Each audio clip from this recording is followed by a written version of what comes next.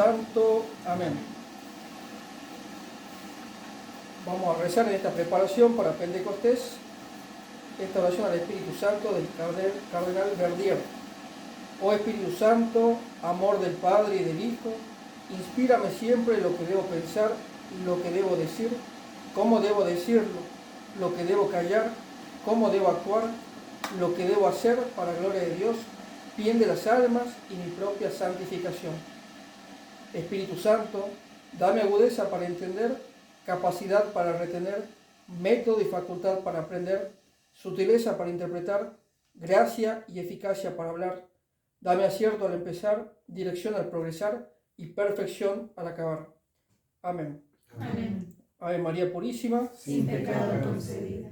Glorioso Patriarca San José, ruega por nosotros. San Agustín, Ruega por nosotros. San Jerónimo, Ruega por nosotros. San Damaso Papa, Ruega por nosotros. en el nombre del Padre, del Hijo y del Espíritu Santo. Amén. Es hermosa oración porque es de Santo Tomás de Aquino. La última parte de Santo Tomás de Aquino, oración para antes del estudio. Excelente, excelente. Es bellísima, verdaderamente. A mí me ayudó muchísimo.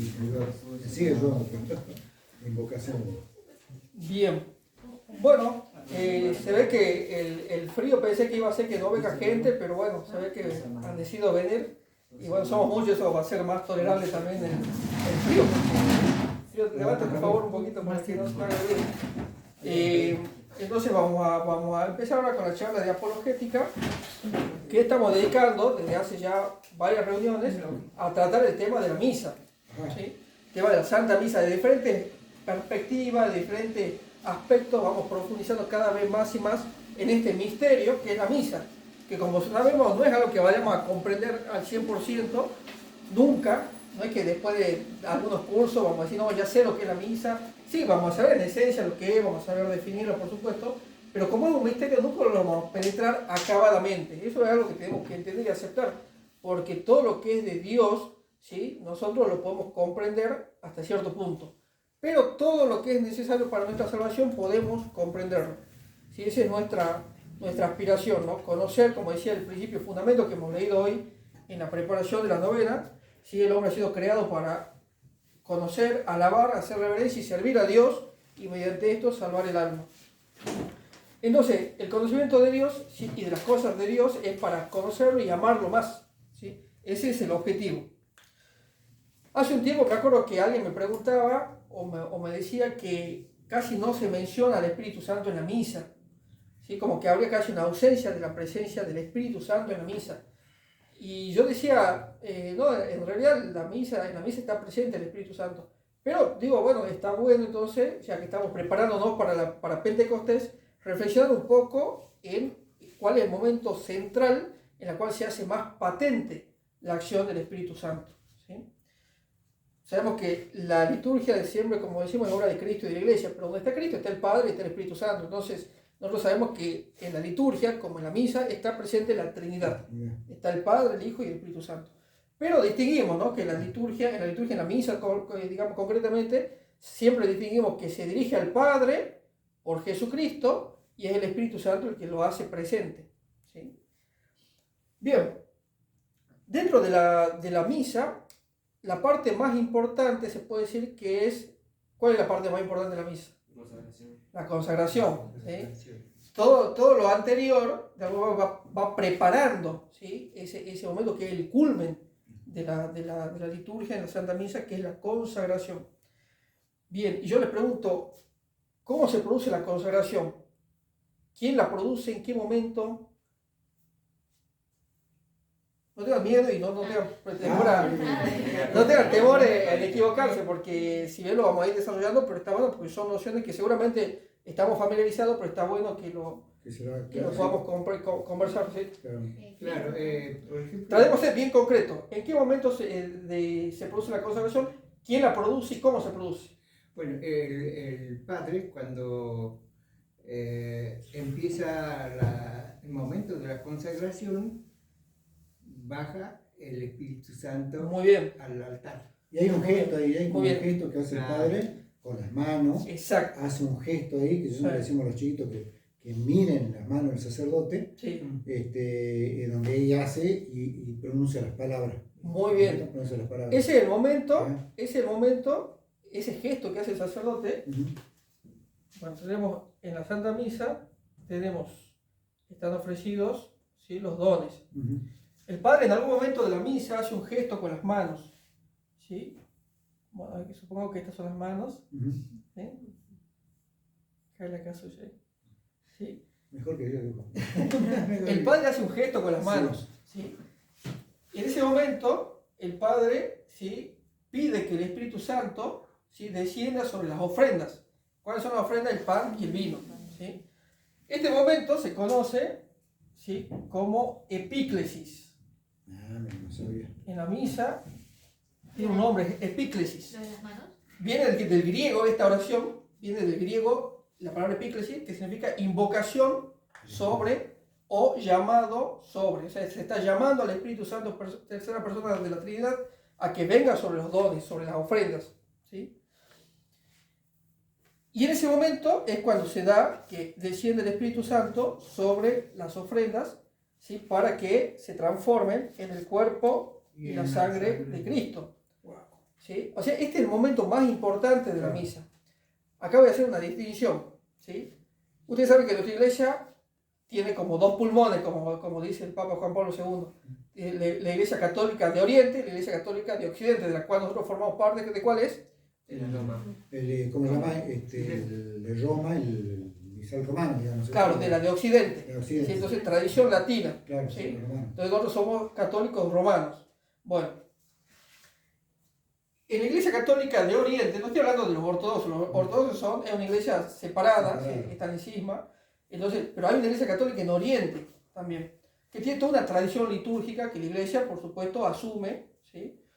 Bueno, en la iglesia católica de Oriente, dicen ellos creen que el momento de la consagración se produce en este momento, en la epíclesis, cuando el sacerdote dice lo siguiente, voy a tomar de la plegaria eucarística 2, dice, para que fortalecidos, perdón, esta es otra, esta es la segunda epíclesis, santifica estos dones con la efusión de tu espíritu,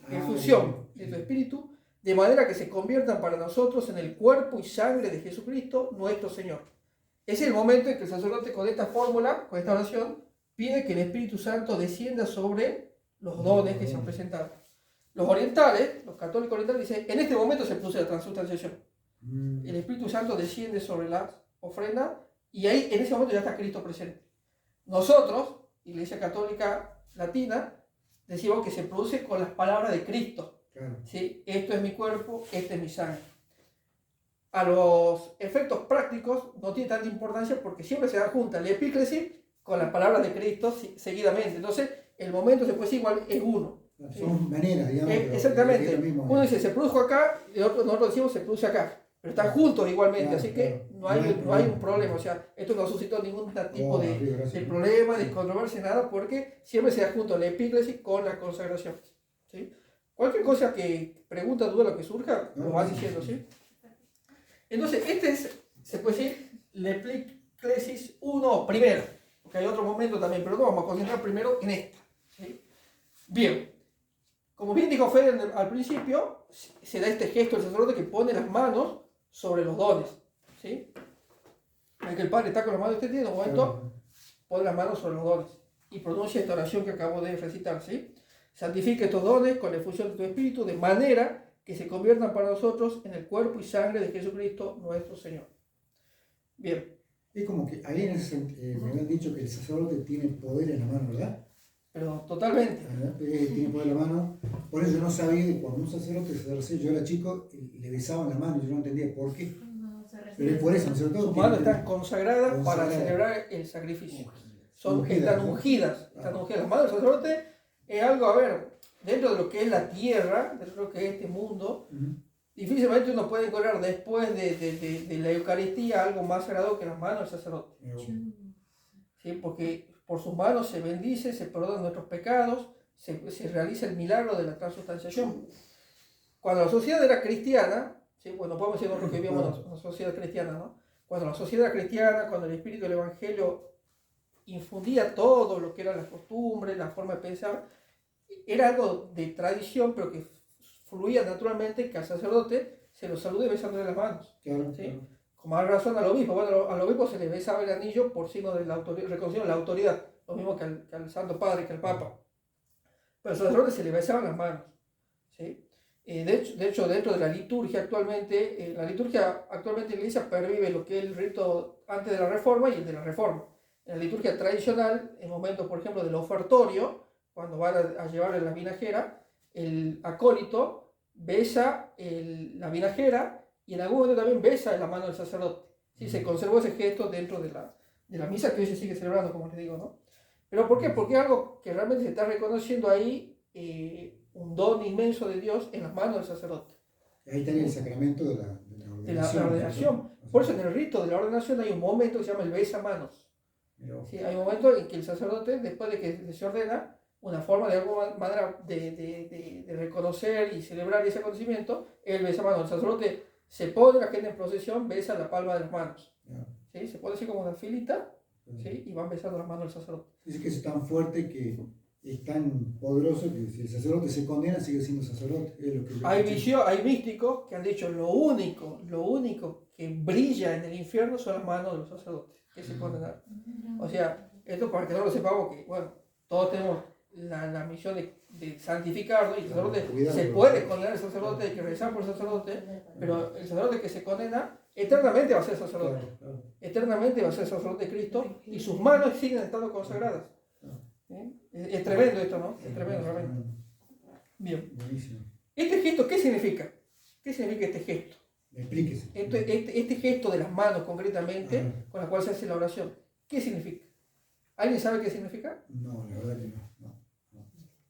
¿Qué imposición de Es manos? una imposición de manos. Bien. Tiene dos sentidos. Uno que está tomado del Antiguo Testamento, y se sigue conservando, por supuesto, y otro que ya está presente en el Nuevo Testamento, pero que también está en el Antiguo Testamento. Yo recuerdo en el Antiguo Testamento que hacían así, al que iba después a liderar el pueblo, como Moisés. También, bueno, la imposición de manos siempre es signo de autoridad, en la cual Dios transmite, ¿sí?, su autoridad a través de sus elegidos. Ungía a los profetas, tiene algo. En el Antiguo Testamento, cuando se hacían los sacrificios, también se hacía ese gesto, el sacerdote hacía ese gesto sobre el cordero, ¿sí?, sobre la víctima que iba a ser inmolada. ¿Sí? Es una forma, porque este gesto lo que significaba en el Antiguo Testamento era que nuestros pecados, los pecados de toda la comunidad, se cargaban sobre la víctima. Entonces este gesto era una forma de decir, yo estoy depositando en esta víctima los pecados de todo el pueblo, de toda la comunidad, de toda la asamblea. ¿Sí? Entonces el sacerdote hacía esto y lo que hacía era cargar sobre la víctima los pecados de toda la comunidad. Era una forma de decir, bueno, te cargamos el faro de nuestros pecados y te ofrendamos a Dios de una manera para el perdón, para la remisión. Claro. Que es lo mismo que se conserva, que es lo mismo que hizo Cristo por nosotros. Entonces, ese gesto sigue significando lo mismo. ¿Sí? Sigue significando lo mismo. Es Cristo que está asumiendo nuestros pecados, ¿sí? Y como víctima inocente, los carga y se hace cargo y muere por nosotros. Pero también hay significa otra cosa que está en el Nuevo Testamento y está en el Antiguo también. Pero que se produce cuando el ángel le anuncia a la Virgen, ¿sí?, que va a ser la madre del Redentor, en el momento de la encarnación del Verbo. La Virgen dice, ¿cómo podrá ser esto posible si yo no conozco varón? Yo no tengo relación con ningún hombre. ¿Sí? ¿Qué le responde el ángel? El espíritu del Señor te cubrirá con su sombra. Te cubrirá con su sombra. Te cubrirá con su sombra. Bueno, este gesto lo que hace es como proyectar una sombra sobre la ofrenda, que es la sombra del Espíritu Santo.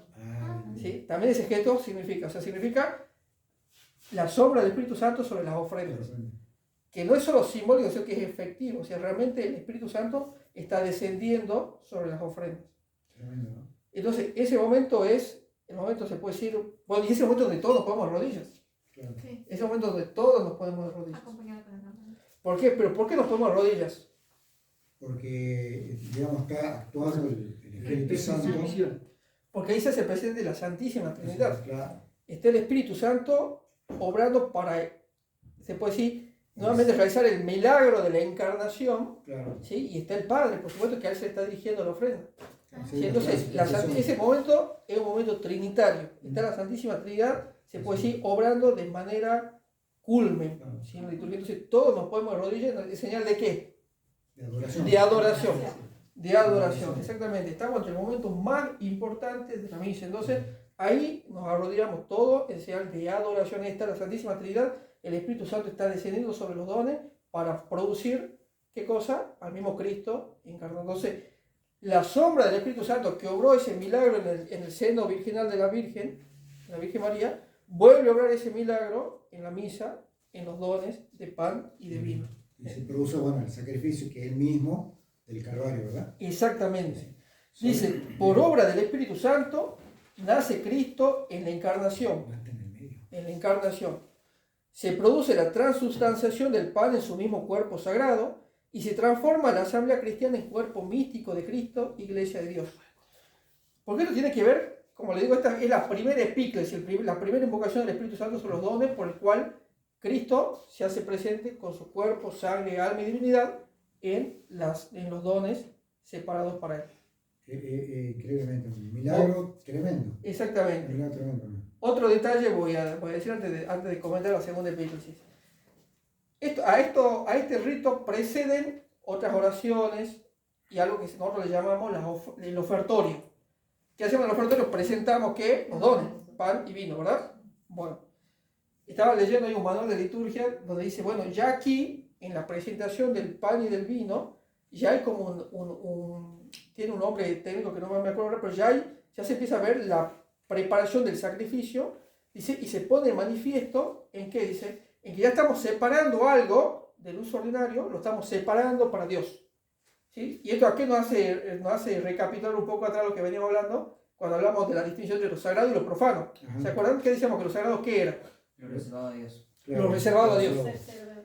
Claro. Recibe, Padre, estos dones, esta ofrenda que hemos separado para ti, dice la liturgia en un momento, ¿no? Sí. Hemos separado para ti. Ya le hemos sacado la sacamos del uso ordinario y le hemos separado para ti. ¿Sí? ¿Para qué? Para que después sean el cuerpo y sangre de Cristo.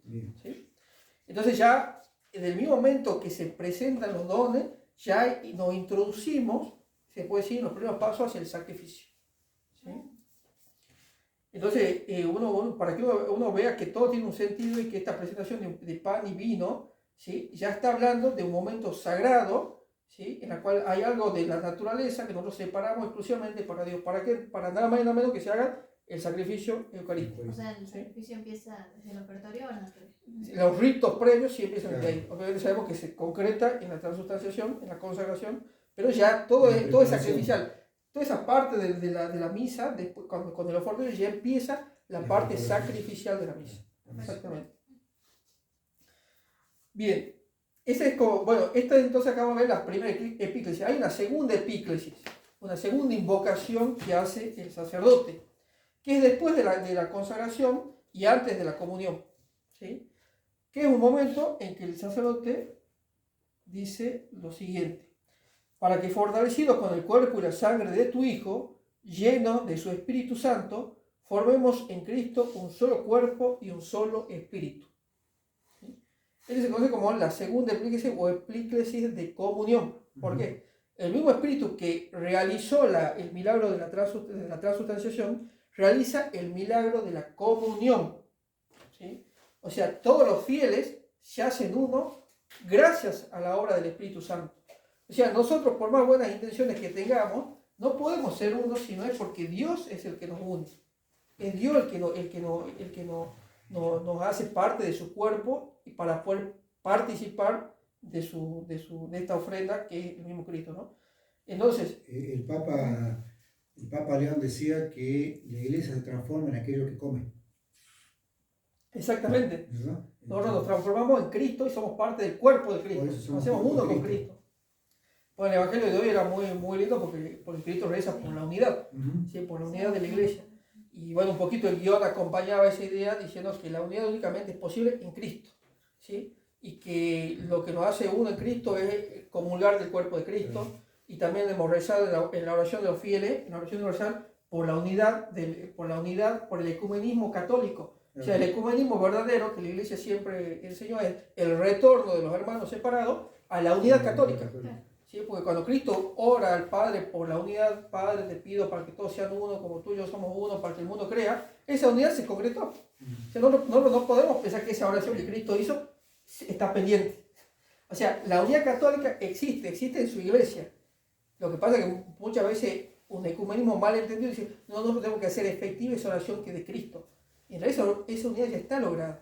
Y está lograda en el mismo momento que Cristo fundó una iglesia, le dio una doctrina, le dio su cuerpo y su sangre, le dio su espíritu. Ya está unida la iglesia, está unida en la medida que los miembros estén unidos a Cristo. En su doctrina, en su liturgia, en la Eucaristía, estamos unidos. Por eso también había una parte que decía Cristo que pedía por los apóstoles y por aquellos que iban a convertir los apóstoles. Exactamente, por aquellos, como dice, también cuando dice tengo otras ovejas que no son de este redil, Sí. ahí estaba hablando sobre todo también de los paganos, de los gentiles que estaban destinados a formar parte del cuerpo de Cristo, exactamente.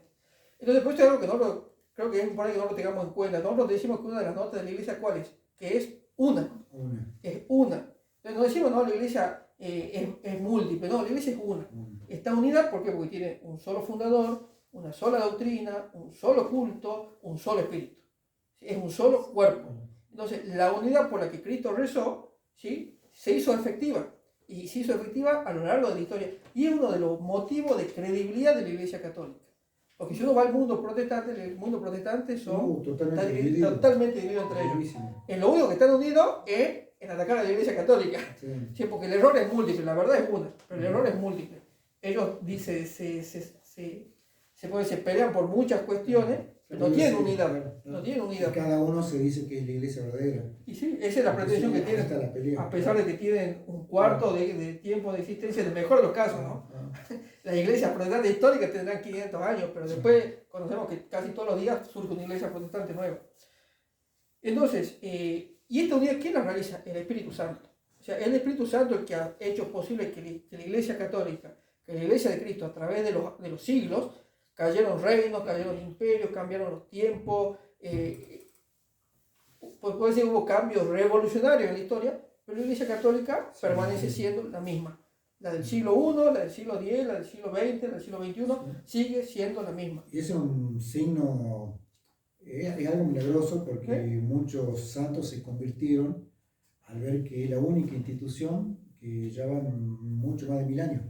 Exactamente. Una institución puede sostenerse en historia. Imperios que duraron siglos, hoy ya son solamente recuerdos, los conocemos por los libros de historia. Ya la iglesia lleva para 2000 años. ¿Sí? Exactamente. Imagino que había un jubileo en el año 2033 que se cumplen 2000 años justitos de la ascensión de Cristo. Entonces, esto para que veamos nosotros, entonces, ¿quién hizo posible que la iglesia se mantenga unida a lo largo de los siglos? Bueno, gracias a que en la misa siempre se rezó por la unidad de la iglesia. ¿Sí? Para que esa oración de Cristo, que fue efectiva de que la rezó, de que la rezó el Padre, la iglesia la siguió rezando a través de los siglos y por eso la iglesia sigue presente hoy y sigue con esa unidad esencial. ¿Sí? Esto no quiere decir que en su seno no puede haber controversia, discordia, en la medida que los miembros tratan de apartarse, ¿no? Apartarse del culto verdadero o apartarse de la doctrina. Ese es el único riesgo que nosotros siempre tenemos que temer. Sabemos que Cristo va a preservar a su iglesia, pero es triste ver que hermanos se vayan, ¿sí?, por divisiones, por herejías incluso, ¿sí?, que van a ver como siempre hubo, pero hoy se puede decir que está un poquito más fuerte, ¿no? Pero el Espíritu Santo es la garantía. Mientras nosotros sigamos rezando en la misa por esta unidad, ¿sí?, en esta segunda epíclesis, ¿sí?, sabemos que es parte de la garantía de Cristo de que su iglesia va a permanecer hasta el fin de los tiempos. Bien. ¿Cuál es la relevancia teológica de esta oración que se hace en la misa? ¿Sí? En primer lugar, ¿sí?, dice, la acción litúrgica, como decimos, no es obra, esto es importante, no es obra ni de los ministros ni de los laicos, es obra de Dios, es obra de Cristo, en última instancia es obra de la Santísima Trinidad. ¿Sí? Es una obra de Dios. ¿Sí? Antiguamente se le llamaba obra de Dios, Opus Dei, al oficio de cantar en el coro. ¿Sí? ¿Por qué? Porque desde el canto hasta el rito en sí mismo es Opus Dei, es obra de Dios, obra divina. Y este reconocimiento de que la liturgia es obra de Dios nos invita a nosotros, ¿sí?, a recibirlo con humildad y a la vez también suscita en nosotros asombro. ¿Se acuerdan que hace unas charlas atrás hablábamos de que ante lo sagrado se nos presenta como algo fascinante y tremendo y que produce en nosotros asombro, ¿sí?, asombro y al mismo tiempo atracción, y que eso generaba en nosotros una respuesta que era una respuesta de humildad, que nos hacía rodear de solemnidad, eso que es sagrado. Bueno, esto mismo, si es algo de Dios, si es algo obra de la Trinidad, nos llena de humildad y de asombro. ¿Se acuerdan, no? De eso que hemos hablado en alguna charlita anterior. Sí. Bien. Entonces, la humildad y el asombro ante lo sagrado nos hace recapitular esto, ¿no? Lo tremendo y fascinante a la vez de lo sagrado. Bien. O sea que la liturgia no es un invento de los hombres. No es un invento de los hombres, es algo... Es algo que ya es revelado por Dios, digamos, que Así cómo es. Él quiere que nosotros le demos culto, ¿verdad? Dice, hay un libro que se llama Ordenación General del Misal Romano, que es donde está mandado cómo se debe celebrar la misa. Dice lo siguiente: la Iglesia, por medio de determinadas invocaciones, implora la fuerza del Espíritu Santo para que los dones que han presentado los hombres queden consagrados, es decir, se conviertan en el cuerpo y sangre de Cristo, y para que la víctima inmaculada que se va a recibir en la comunión sea para salvación de quienes la reciban. ¿Sí? Esto simplemente puede parecer redundante, pero es bueno que... No, está bien, clarito. Exactamente. Bien, en la plegaria eucarística 2, sí que la tomo como ejemplo, dice: Santo eres en verdad, Padre, con razón te alaban todas las criaturas, porque esto viene después del santo, justamente después del santo, ¿no? Te suplicamos que santifiques por el mismo Espíritu estos dones que hemos preparado o separado para ti, ¿sí? De manera que sean cuerpo y sangre de Jesucristo, Hijo tuyo y Señor nuestro. Nuestras traducciones hay que, siempre conversamos, ¿no? Que hay que buscarlas. Claro, Sí, no decir preparado, que separado, bueno. Pero sabemos que lo separado se refiere a algo que va a ser consagrado, algo que va a ser sagrado. Claro, uno escucha muchas fórmulas y uno no lo profundiza, como de memoria lo hace, ¿verdad? Pero en realidad uno no lo analiza y lo mastica. claro, lo mastica, por eso que... Igual eso lo he escuchado en mensajes que son como Pascua, Navidad, que hacen esa fórmula un poquito más larga. Bueno, es que sí. Bueno, de hecho, hoy por hoy, después de la reforma litúrgica, hay 4 plegarias eucarísticas. Antes había una sola que se conocía como el canon, ¿sí? El canon romano. Es algo que es el corazón de la misa, que son todas las oraciones que rodean al sacrificio, que hoy por hoy sucede como plegaria eucarística número 1.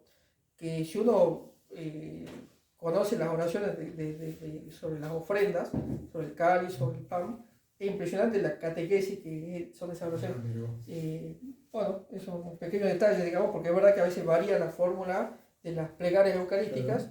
No sé cuántas fórmulas hay, ¿no? Son 4 la manera de dar la misa, digamos. exactamente 4 las plegarias que rodean a la consagración, ¿sí? Ajá. Que empiezan con el ofertorio hasta antes del Padre Nuestro, digamos. ¿Sí? Y después pueden variar los prefacios también, bueno, pero lo esencial es que son 4 plegarias eucarísticas. ¿Sí?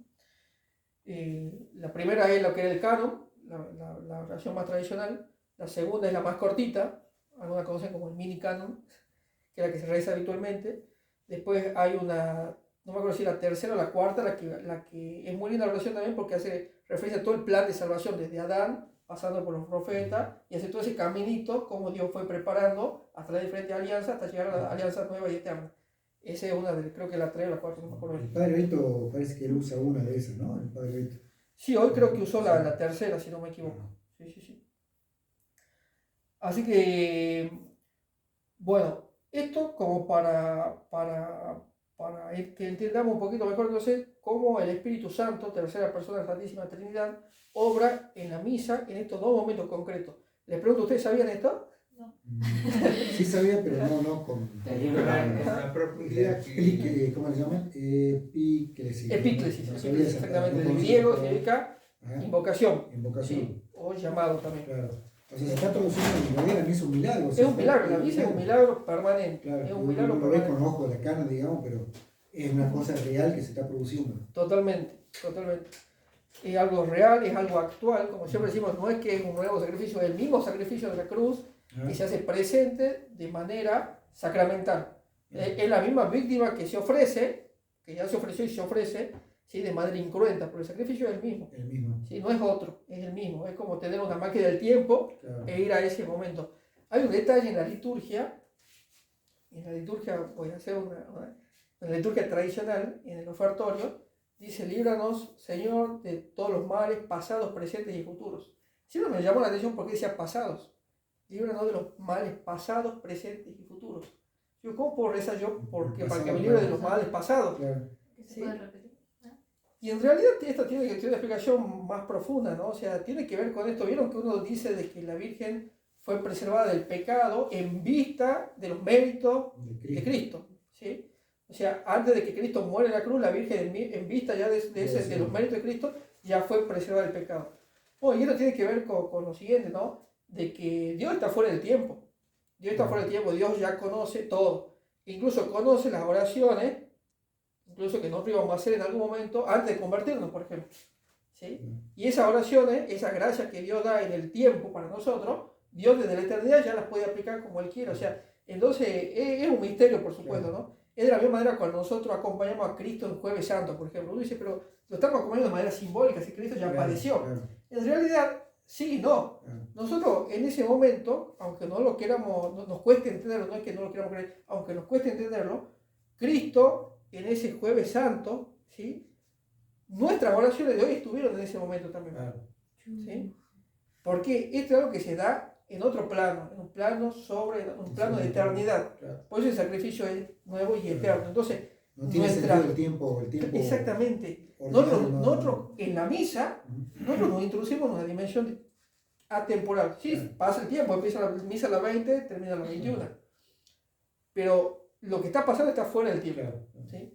Y esto en la liturgia es así, por eso la liturgia es algo tan importante, por eso es algo que uno tiene que profundizar, porque realmente es un misterio que cuando uno se introduce no te hace más que amar y alabar a Dios. Entonces, en ese Jueves Santo, cuando Cristo padeció en el huerto de los olivos, mis oraciones estaban ahí. Las oraciones que yo iba a hacer 2000 y pico años después, estaban ahí. Estaban ahí sosteniéndolo a Él en ese momento crucial. Por eso que no es repetir de vuelta el sacrificio. ¿Cómo que le llaman? Tiene una palabra que no me acuerdo cuál es. ¿El memorial? Claro, que para no decir que estamos volviendo a hacer el sacrificio. Claro, no es una reminiscencia. Claro, no es volver a hacer el sacrificio, sino es como, no es repetirlo, sino como que le dicen a mí. Es actualizarlo. Actualizarlo. Sí, actualizarlo, que es distinto. Ajá. Nosotros actualizamos el mismo sacrificio. Claro, que es el mismo. Si tendríamos que verlo con ojos de fe, nosotros estamos en ese momento en el Calvario. Claro, sí. ¿Sí? En ese Calvario histórico estamos también nosotros. Por eso digo que esto uno lo tiene que entender con esa mirada de fe, ¿no? Que lo que Cristo hizo es algo que lo hizo en el tiempo, pero está en la eternidad. Por eso ese sacrificio está presente en cada altar, en el momento que se consagra, y nosotros estamos junto a la Virgen en ese momento. Entonces, por eso tiene sentido que nosotros un Jueves Santo nos quedemos en vigilia rezando, porque nosotros no es que estamos rezando por algo que pasó, porque realmente sería algo muy cruel y casi tragicómico decir, estamos rezando por algo que ya pasó. ¿Qué sentido tiene? No tenía sentido. O sea, en realidad, si nosotros nos introducimos en la lógica de Dios, estas cosas son eternas y nosotros estamos de alguna manera, participamos de la eternidad. ¿Sí? Entonces, como para reflexionar. Es un misterio. Es un misterio, exactamente. Pero es la misma lógica con la cual decimos estamos en la presencia del mismo sacrificio de la cruz. Mira, haciendo un paréntesis, esto hay que verlo con mucha humildad porque es cierto, un misterio y tenemos que entenderlo hasta, porque nos decía una vez el padre que hay mucha gente que quiere entender esto y por querer entender esto entró en muchos errores y han hecho herejía y ya inclusive formaron otra... Totalmente, ese es un error que en el ámbito del pensamiento se llama racionalismo, es querer entender todo, querer entenderlo incluso a Dios, y nunca lo vamos a entender a Dios plenamente. ¿Sí? Entonces, o decir, no, yo es que esto no me cuadra, a mí, yo sé que le dice a lo creído siempre, pero a mí no me cuadra, no me cierra, entonces yo no creo, yo tengo una reserva, yo creo, pero tengo reserva con respecto a la fe. Bueno, eso obviamente es un acto de soberbia y es un error que se llama racionalismo. No todo uno lo puede comprender plenamente. A ver, no me van a decir ustedes de que el hecho de que la gente hoy por hoy participa de la misa en la lengua que habla, ¿no? Pero no van a decir ustedes que esto ha hecho que la gente necesariamente entienda más la misa o la viva más bien que entender es la viva mejor. Y yo creo que es cuestionable, yo creo que para algunos quizás sí, para algunos no, pero no hay una cosa de la mano del otro. Pero estas cuestiones, vos nos estás enseñando estas cuestiones tan íntimas de la misa. Y bueno, no es costumbre enseñar a la gente, digamos. O sea, la gente se quedó con la primera comunión, se quedó con la confirmación y bueno, nunca más se formó. Y hay muchas cosas ricas donde uno puede inclusive te ayuda a que uno pueda inclusive a contemplar lo que está ocurriendo en la misa. Eso hace más, digamos, más rico, ¿no? Totalmente. Más que todo, conocer los misterios en el momento de la Eucaristía, que eso, el tiempo borra a veces la profundidad de la fe. No, y ayuda, como decía, a ser custodio inclusive, ¿no? Sí. De cuidar todas estas cuestiones, pues no Ser solamente tienen que ser los custodio. sacerdotes, sino tanta que hemos visto la otra vez, ¿cómo se llama? Los ataques, ¿no? Hacia todo esto, ¿no? Exactamente. Sí, sí, yo creo que bueno, Dios nos dio la razón porque quiere que nuestra razón también se rinda ante Él, ¿no? Nuestra razón para conocerlo y amarlo más, ¿sí? Para conocerlo y amarlo más.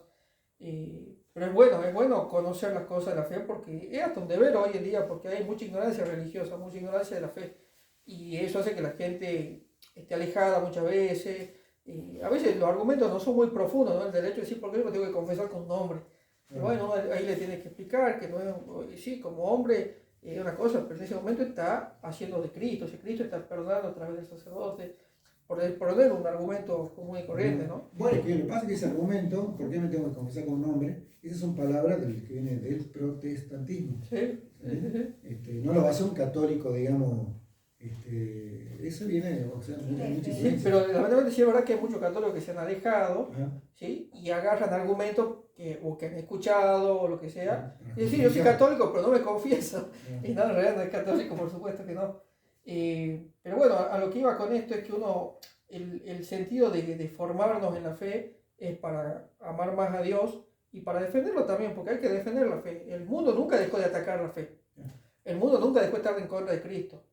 Entonces nosotros tenemos que ser custodios y defensores de la fe. Por eso la apologética ¿qué es? Defensa de la fe.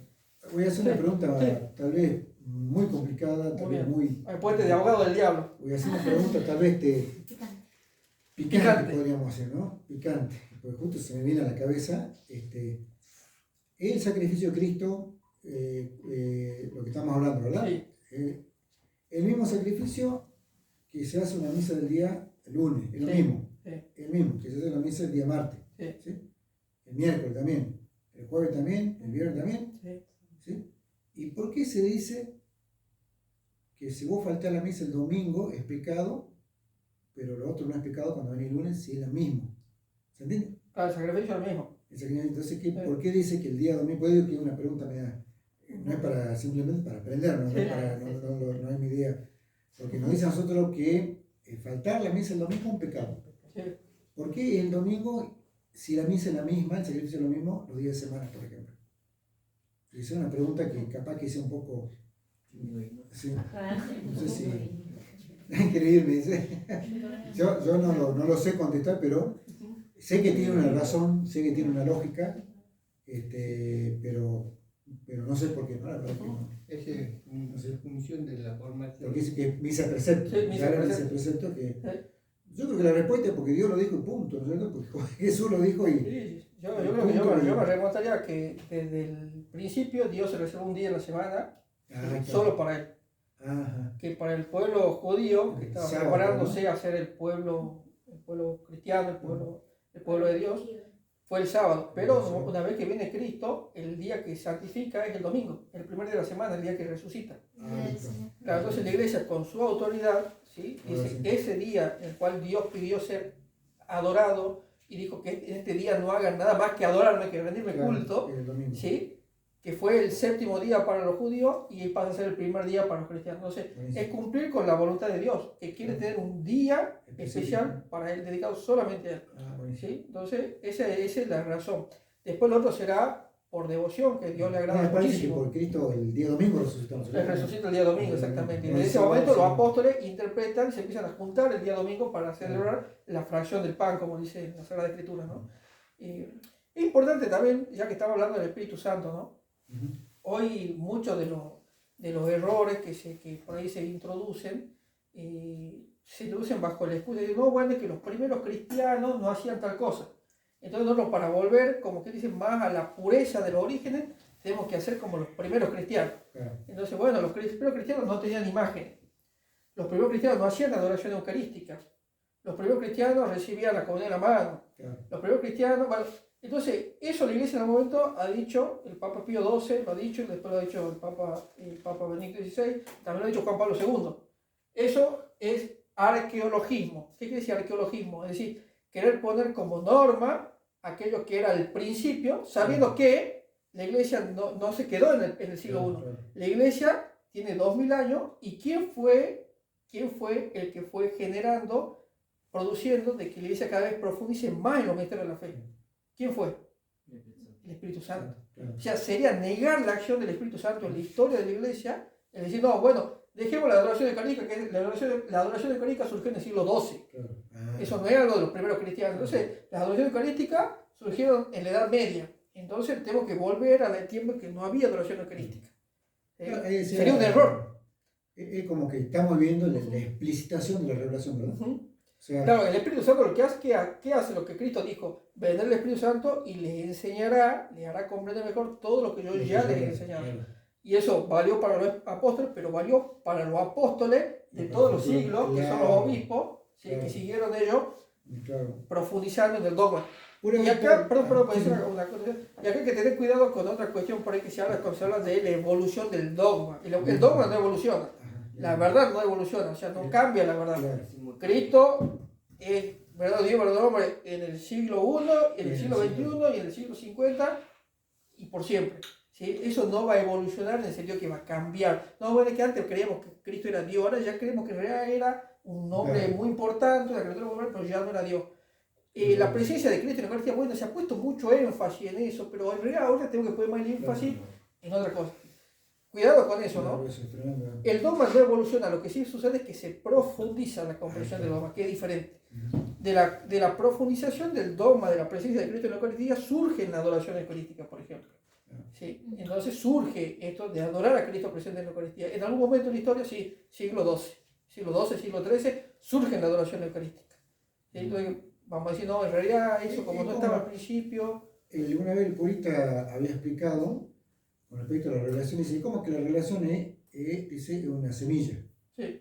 Pero ahí está el árbol potencia, bueno, le está viendo la rama en la semilla, está la semilla y no le ve la hoja, no le ve, eso con el tiempo eso se va. Está muy bueno el ejemplo de la semilla, ¿por qué? Porque la semilla, que es la semilla de un árbol, no sé, de un árbol de limón, no es que después se hace un árbol de naranja. Exacto. ¿Sí? O sea, siempre va a ser el mismo árbol, porque la esencia no cambia. ¿Sí? Se desarrolla en ese sentido, en el sentido de que la semilla se desarrolla y se va haciendo árbol, pero es siempre la misma. Siempre la misma. Está ahí, se conoce mejor, se profundiza mejor y va dando fruto también conforme más va pasando, ¿no? Y no sé si quiere decir algo alguien, alguna corrección. Y es también el mismo Espíritu Santo que nos da a conocer toda la verdad de Dios. Totalmente, totalmente. Así que, entonces, esta acción del Espíritu Santo que se da en la misa, en la consagración, que se da en la misa para hacernos uno en un mismo espíritu, ¿sí? Es el mismo espíritu que acompaña a la iglesia durante estos 2000 años, ¿sí? El mismo Cristo acompaña a su iglesia a través de su espíritu durante estos 2000 años. Eso es algo que nosotros tenemos que entender, ¿no? Así bueno, no sé, esto estaba pensando como una charlita así muy breve, porque yo pensé que iba a durar más lo de la novena. Entonces digo, bueno, por lo menos una reflexión sobre lo que es las dos epíclesis de la misa y alguna cosita más sobre lo que es el Espíritu Santo en la iglesia. Así que igual, está bien, si alguien quiere alguna pregunta, algún aporte, por supuesto, no, dicho, bienvenido. Buenísimo. Muy bien. Bueno, si no hay más preguntas ni aportes, vamos a hacer una oracióncita para terminar. Bueno. Vamos a hacer la misma oración final de la novena. Me pareció muy linda. En nombre del Padre, del Hijo y del Espíritu Santo. Amén. Ven Espíritu Divino, manda tu luz desde el cielo. Padre amoroso del pobre, don en tus dones espléndido. Luz que ilumina las almas, fuente del mayor consuelo. Ven dulce huésped del alma, descanso en nuestros esfuerzos. Tregua en el duro trabajo, brisa en las horas de fuego. Gozo que enjuga las lágrimas y reconforta en los duelos. Llega hasta el fondo del alma divina luz y enriquécenos. Mira el vacío del alma si tú le faltas por dentro. Mira el poder del pecado cuando no envías tu aliento. Riega la tierra en sequía, sana el corazón enfermo, lava las manchas, infunde calor de vida en el hielo. Doma al espíritu indómito, guía al que tuerce el sendero. Reparte tus 7 dones según la fe de tus siervos. Por tu bondad y tu gracia, dale al esfuerzo su éxito. Salva al que busca salvarse y danos tu gozo eterno. Amén. Amén. Dios te salve María, llena eres de gracia, el Señor es contigo.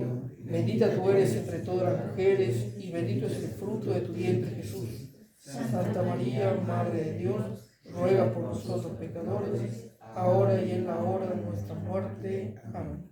En el nombre del Padre, del Hijo y del Espíritu Santo. Amén.